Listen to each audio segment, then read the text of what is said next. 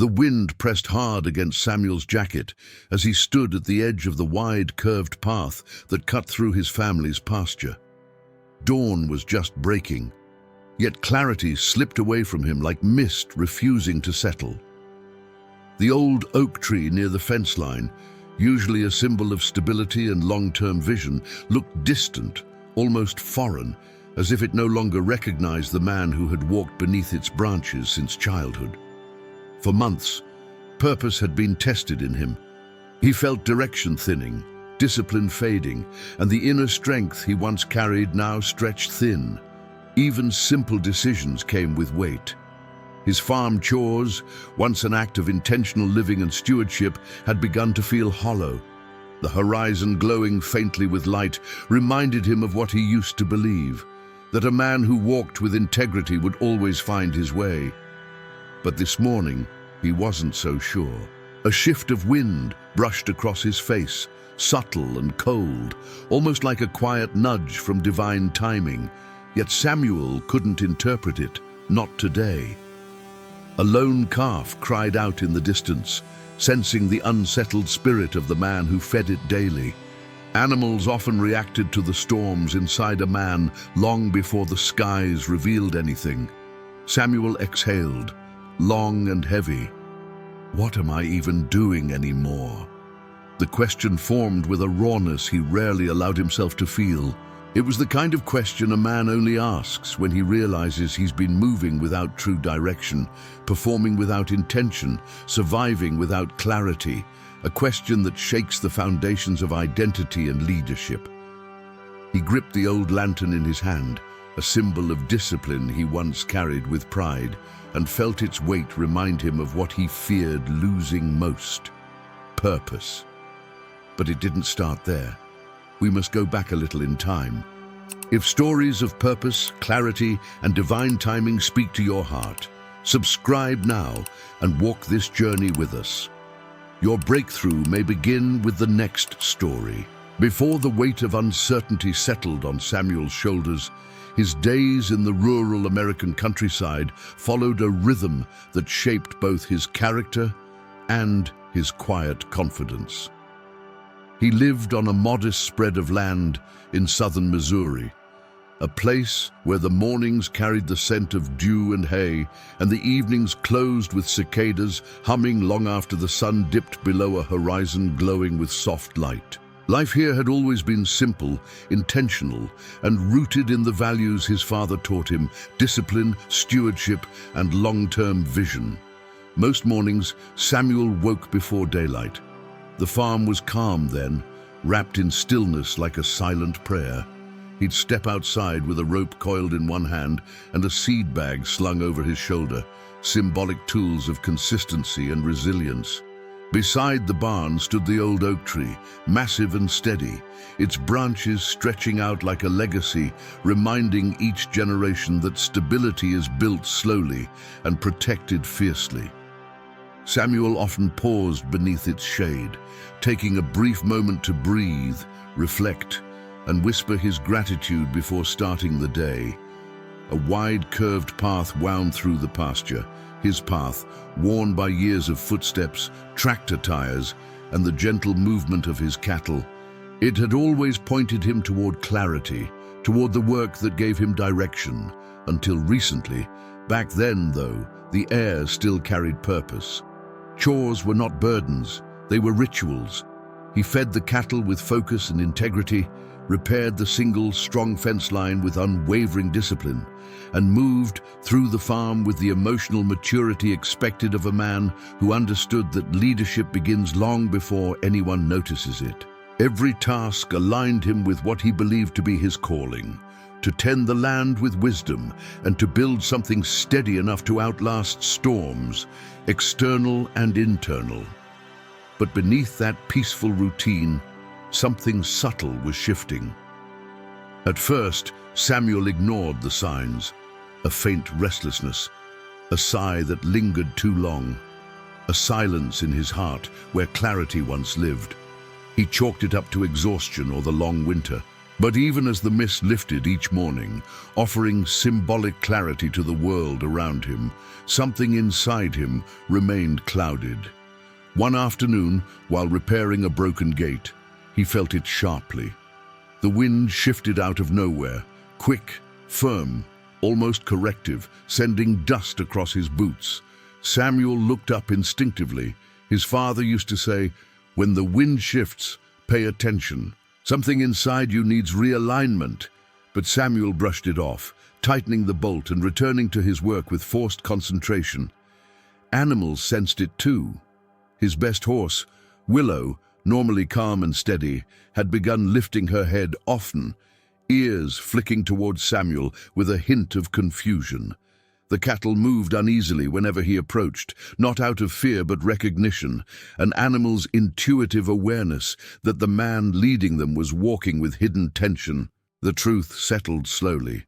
Samuel had begun moving without intention, performing tasks without remembering why they mattered. Purpose, once a steady flame, had dimmed to embers, yet he pushed forward, telling himself it was temporary.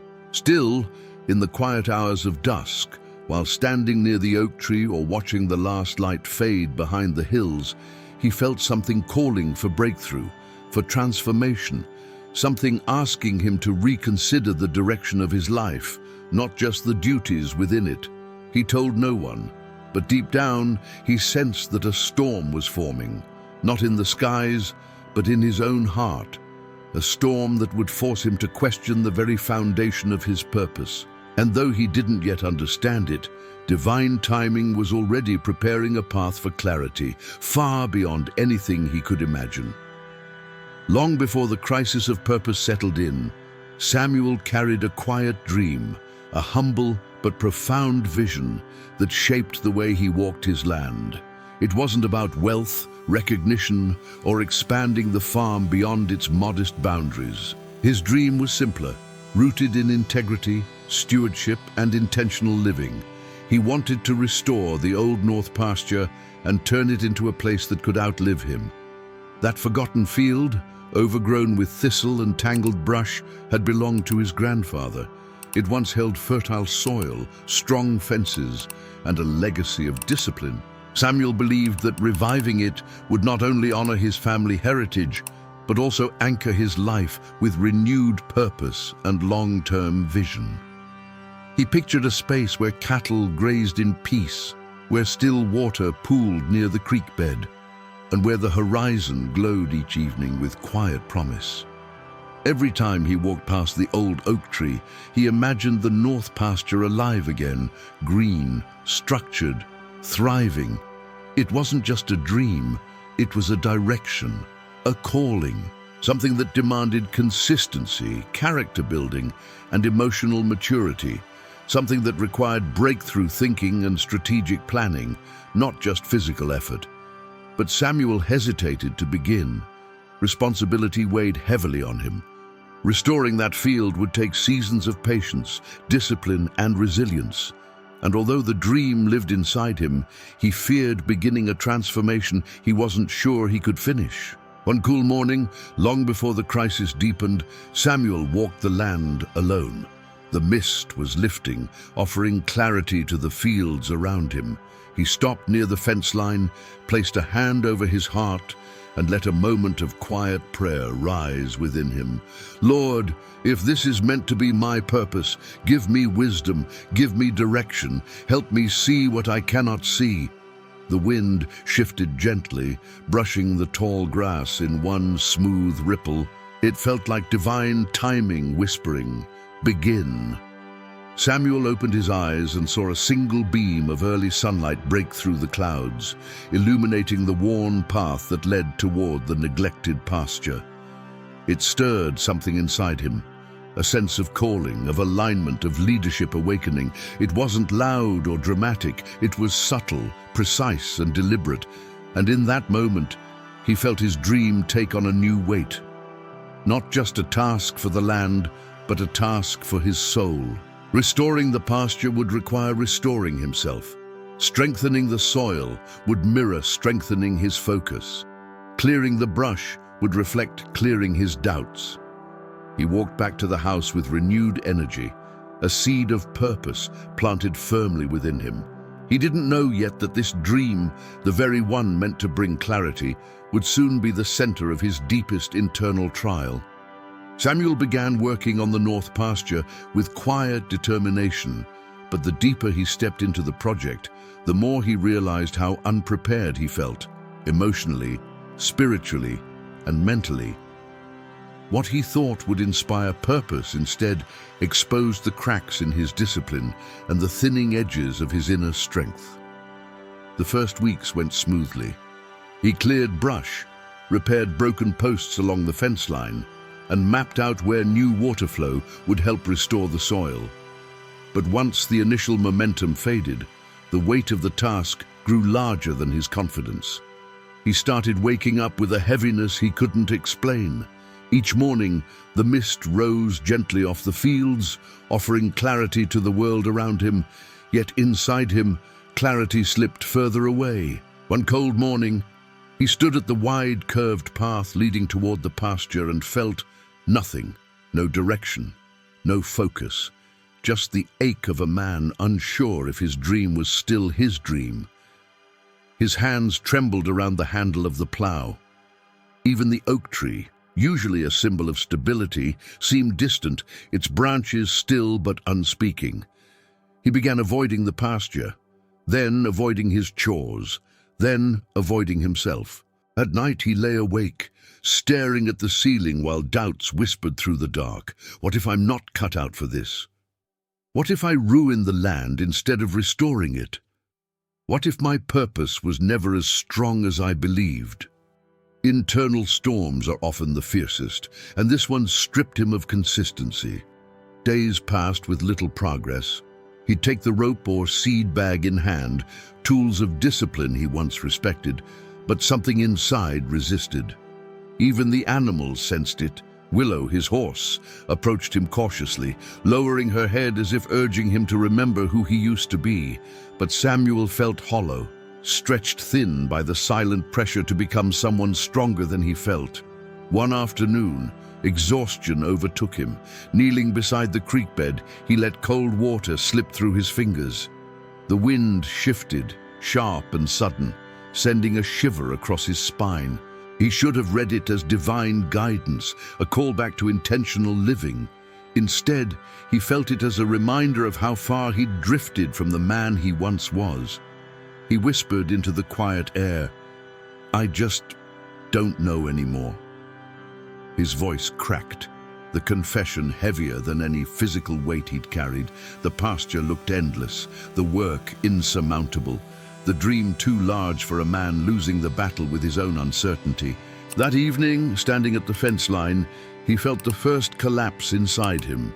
Not a dramatic moment, but a slow erosion of discipline and direction. His long-term vision blurred, his leadership wavered, even integrity felt at risk, for he had always believed a man should finish what he starts, yet finishing felt impossible. The storm continued inside him for weeks. He showed up physically, but not mentally. His actions lacked intention. Productivity dipped. Tasks piled up. And every morning he asked himself the same question with growing dread. Why can't I feel my purpose anymore? The crisis grew into something deeper, an emotional and spiritual fatigue. A discouragement so quiet that no one around him noticed, yet so powerful it drained his resilience from within. One night, after another unproductive day, Samuel sat on the porch with his lantern beside him. The flame flickered weakly, barely illuminating the steps, and as he watched it struggle, he realized it mirrored the state of his own spirit, a light not extinguished, but dangerously dim. He bowed his head in silence. Not a formal prayer, just a man's unspoken cry for breakthrough, for clarity, for transformation. He didn't know it then, but his internal trial was setting the stage for something much larger, something he would never have chosen, but desperately needed. The next challenge wouldn't come from within. It would come from someone who saw his hesitation and decided to take advantage of it. Samuel's internal struggle might have remained private. An invisible storm carried quietly in the corners of his soul. If not for the arrival of a man who sensed weakness the way a wolf senses a limping deer. His name was Darren Cole, a local land investor known for his charm, quick words, and strategic thinking that often served his ambition more than anyone else's good. Darren had been watching Samuel's land for years, particularly the North Pasture. He saw not legacy, not purpose, but opportunity. And when he noticed Samuel's absence from town meetings, the dip in his productivity, and the fading consistency in his daily rhythm, he made his move. One crisp afternoon, Darren drove up the long gravel road leading to Samuel's farmhouse. The wind shifted as he stepped out of his truck, a sign Samuel would later recognize as divine guidance. But in that moment, he was too weary to interpret anything clearly. Darren flashed a neighborly smile. "Samuel, heard you've been working that old pasture of yours. Must be a heavy task for one man." Samuel forced a polite nod. "It's coming along." Darren's eyes narrowed slightly, reading the hesitation beneath Samuel's voice. "Well, if it ever becomes too much, I'd be happy to take a look at it, maybe give you an offer. That land's hard to restore on your own." Samuel felt a prick of discomfort. His integrity tugged at him, urging him to stand firm. His leadership instincts whispered about boundaries, the kind that keep a man steady and protect what matters. But with his purpose blurred and his confidence shaken, Samuel only answered, "Not planning to sell." Darren shrugged, though his smirk showed he wasn't discouraged. "Of course not. Just thought I'd mention it." But that was only the first confrontation. Within a week, Darren began spreading subtle comments around town, half-truths coated in friendliness. "Samuel's struggling with the pasture. He might be looking to unload it. Shame if the land just sits there useless." These whispers reached people who cared about Samuel. Miss Hattie, the elderly store clerk, asked him gently, "Honey, you all right out there?" The pastor asked if the farm needed volunteers. A neighbor offered tools out of nowhere. Samuel felt exposed, misrepresented, not in a dramatic way, but in the slow, painful way that undermines a man's sense of stability. Worse, he began questioning himself even more. Maybe Darren sees something I don't. Maybe I really can't finish this. Maybe my dream is bigger than my character. The crisis deepened. One late afternoon, Samuel found Darren leaning against the fence line near the North Pasture, examining the land like he already owned it. The sight struck Samuel like a blow to the chest. "What are you doing on my property?" he asked, voice restrained. Darren lifted his hands casually. "Relax, Samuel. I was just taking a walk, looking at the creek flow. It's beautiful land, lots of potential." "That doesn't make it yours to wander." Darren tilted his head, smirk faint and cutting. "You're right. But it also doesn't look like land someone's actively restoring. Hard to tell if you've got a real plan anymore." The words landed hard, not because they were true, but because they exploited Samuel's doubt. He felt his focus waver, emotional maturity slipping under the weight of humiliation. His purpose, already fragile, cracked further.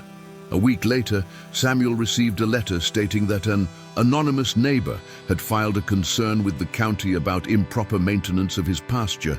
Inspectors would be visiting. Recommendations could lead to fines. In extreme cases, land could be deemed unfit for cattle. Samuel knew exactly who filed the complaint. The injustice cut deep, not because of money, not because of pride, but because someone had recognized his struggle and chosen manipulation instead of compassion. That evening, as the sun dropped behind a horizon glowing faintly with fading clarity, Samuel confronted Darren on the edge of the road. "You filed that complaint," Samuel said firmly.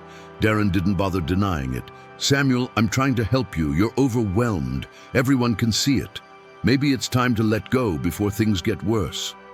Samuel felt anger rise, not loud but steady. anchored in integrity. The fence line beside them stood straight and strong, reminding him of boundaries he needed to reclaim. "You don't get to decide my purpose," he said quietly. "And you don't get to prey on a man just because he's tired." Darren stepped closer, voice low and mocking. "Purpose doesn't pay bills. Purpose doesn't fix land. Purpose doesn't make a man successful, Samuel. Strategy does. Money does. Knowing when to quit does." Samuel stared at him, and for the first time in months, something inside him lifted, an early flicker of clarity, a whisper of leadership returning, the beginning of inner strength rebuilding. "This land isn't for sale," he said, tone unwavering. Darren scoffed. "We'll see." He turned and walked away, leaving Samuel standing alone as cold wind moved across the grass. But the wind no longer felt like discouragement. It felt like a warning, one that carried divine timing behind it. Samuel realized the injustice wasn't just an attack on his land. It was an attack on his character, his focus, his direction, his purpose. And though he didn't know it yet, this confrontation would soon trigger the downfall of the man who believed cleverness could outmaneuver integrity. Darren's confidence grew in the following days, fueled by his belief that Samuel's hesitation made him vulnerable. But the very arrogance that drove his schemes was the same force that would unravel him. Character outlasts cleverness, and nature itself seemed poised to prove that truth. When the county inspectors arrived, Samuel walked with them along the wide, curved path leading to the north pasture. The morning mist lifted slowly, revealing the land with unusual clarity. Though the pasture was unfinished, the inspectors noted signs of genuine restoration: new fence posts, cleared brush, repaired soil channels. They asked questions, and Samuel answered with honesty, humility, and the emotional maturity of a man rediscovering direction. One inspector, a seasoned man with calm eyes, glanced toward the ridge. "This is clearly a work in progress, but done with intention. Whoever filed the complaint misunderstood the situation." He paused, then added with a knowing tone, "or had other motives." Samuel didn't reply. Integrity held his tongue. 2 days later, the county sent a formal letter clearing Samuel of all concerns. No fines, no warnings, no recommendations. The land was his to continue restoring, with full approval. But Darren didn't know that yet. He arrived unannounced the next afternoon, certain he would find Samuel defeated. As he stepped out of his truck, he spotted the inspector's orange markers at the fence line and grinned, assuming they signaled some failure on Samuel's part. "What did they say?" Darren asked, crossing his arms. "Must have been tough hearing it's too much for one man." Samuel remained calm, leaning against the fence as Willow grazed quietly behind him. The horse's composure contrasted sharply with Darren's restless energy. "They said the land's in good hands," Samuel answered simply. "The project continues." The smirk fell off Darren's face. "What? That's impossible. They should have—" "They saw the truth," Samuel interrupted, voice steady. "This pasture isn't abandoned, and it isn't for sale." Darren's eyes narrowed as frustration ignited. In his anger, he slipped, revealing his deeper intentions. "You're wasting potential. The land could be profitable. I could turn this place into something people actually value." Samuel exhaled slowly, letting the wind carry away the sting of Darren's words. "Value isn't measured by profit.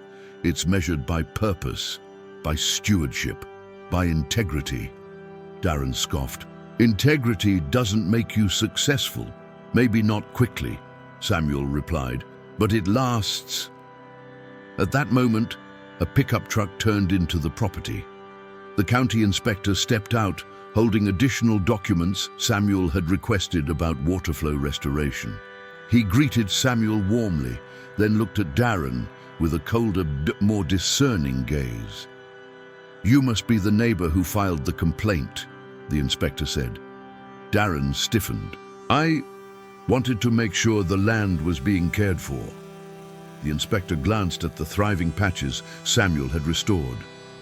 "Well, Samuel's care is unquestionable, but filing false or misleading reports isn't taken lightly, especially when they appear self-serving.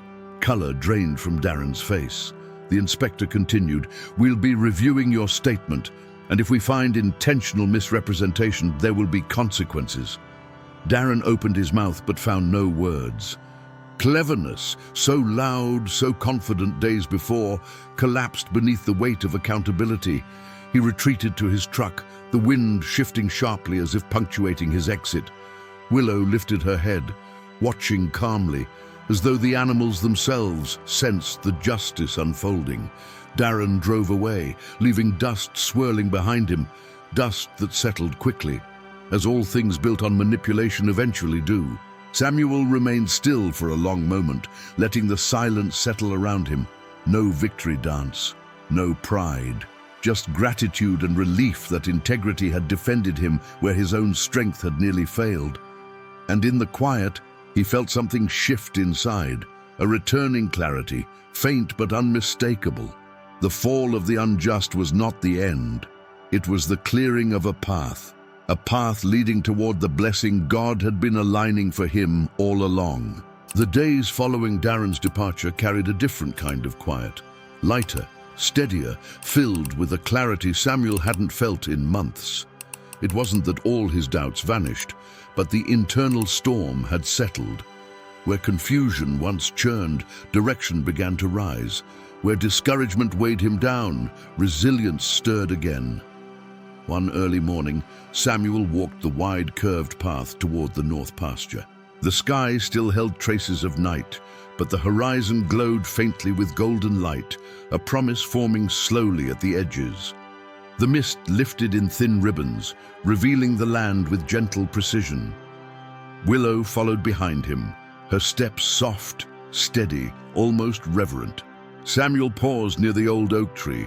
Its massive branches framed the landscape like a guardian of legacy and stability.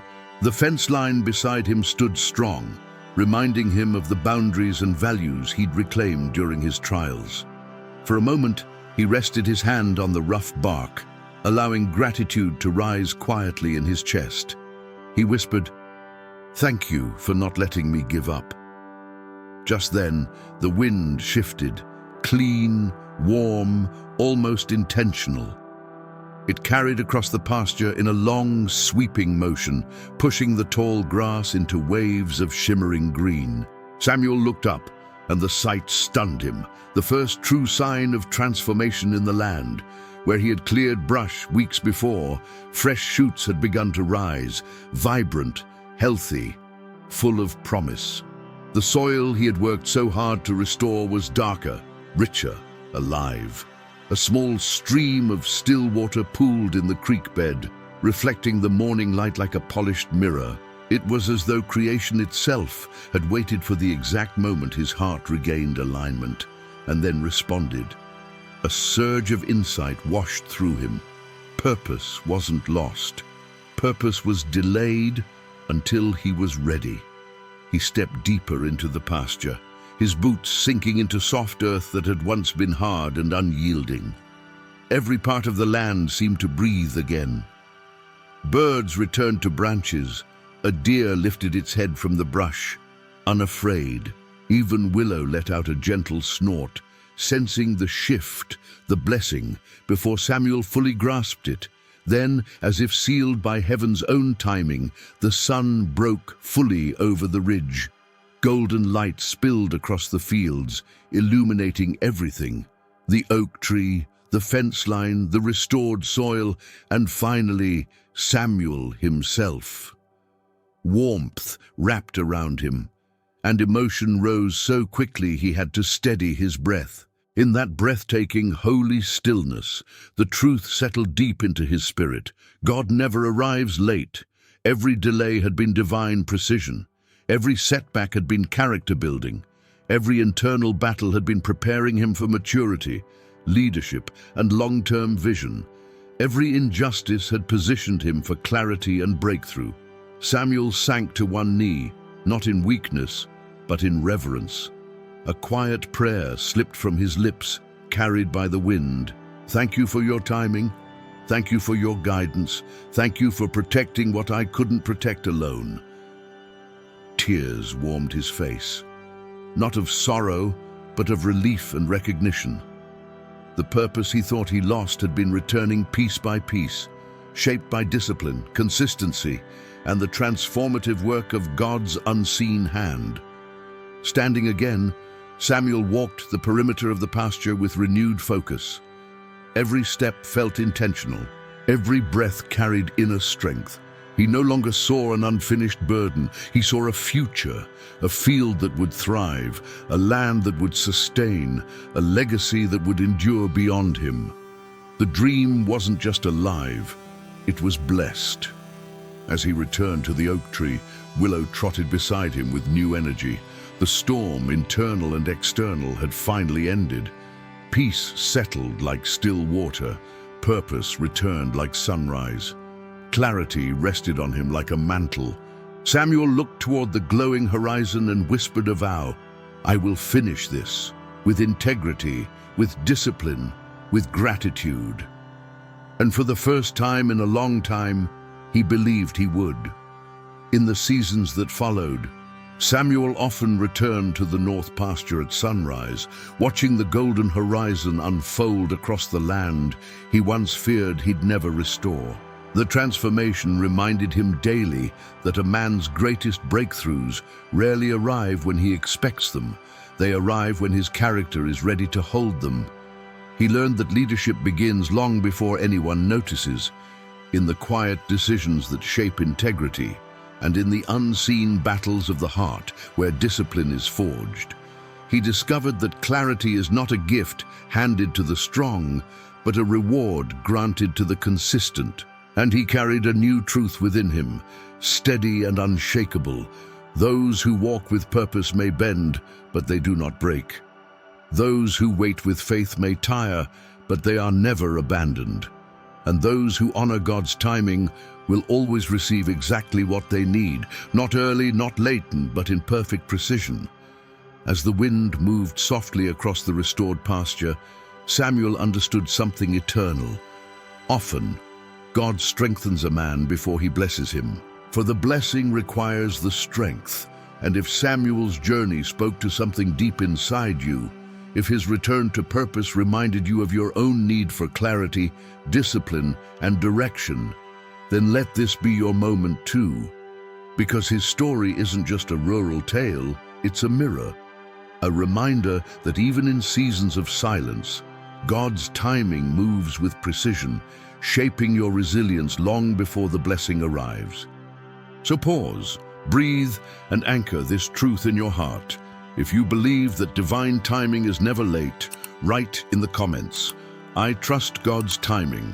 Your words may be the breakthrough someone else needs to read today. And if you're ready for another story that will strengthen your purpose and deepen your inner strength, tap the video appearing on your screen now. Your next step might be waiting there.